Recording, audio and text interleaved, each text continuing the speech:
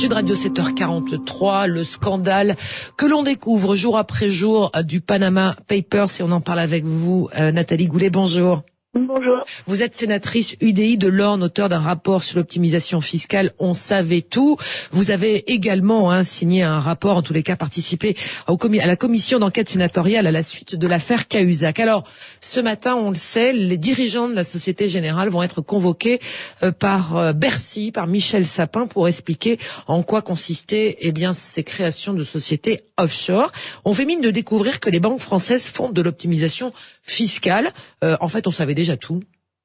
Oui, alors juste une petite correction, c'est Éric Bocquet qui était l'auteur du rapport. Moi, j'étais juste vice-présidente de la commission d'enquête pour rendre à César ce qui appartient à César. Oui, enfin, on a eu des auditions très claires qui sont d'ailleurs en ligne il y a 2 ans et où les dirigeants des sociétés nous ont clairement menti. Oui. Alors, conséquence, les convoqués serviraient à quoi ? D'abord, la commission n'existe plus. Au jour où on a remis le rapport, la commission est dissoute. Par construction. Donc, de toute façon, je pense que là...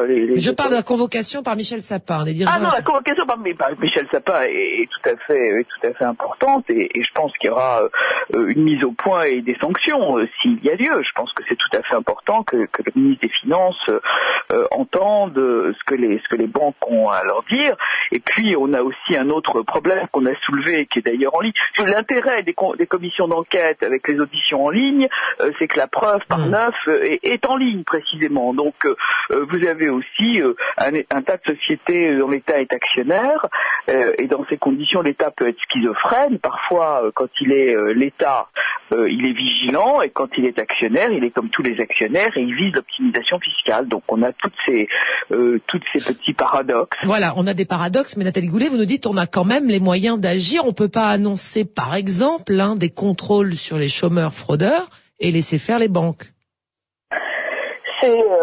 C'est évidemment très choquant, mais je crois qu'on laisse pas faire. On a un certain nombre de verrous qui permettent de contrôler, et je pense que le ministre, précisément avant la loi Sapin 2 et puis dans un mouvement, vous savez, Transparency a fait des déclarations, Transparency International qui veille à plus de rigueur, a estimé que la France avait fait plus de progrès ces 2 dernières années que pendant les 10 précédentes.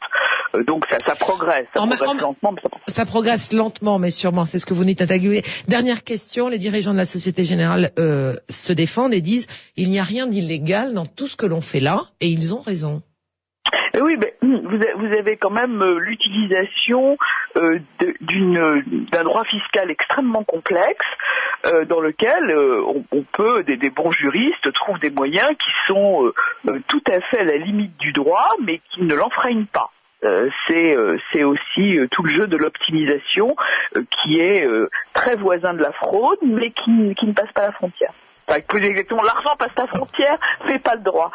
Voilà, c'est ça. Dernière toute petite question. Le Panama envisage des représailles économiques contre la France, qui va donc réinscrire le Panama sur la liste des paradis fiscaux, en tous les cas des pays noirs. Faut trembler ou c'est un épiphénomène? Ah oui, moi je me demande si je vais sortir de mon lit ce matin. Bon, je suis très très inquiète.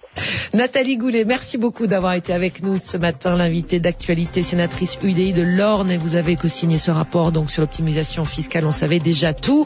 Interview à retrouver sur sudradio.fr.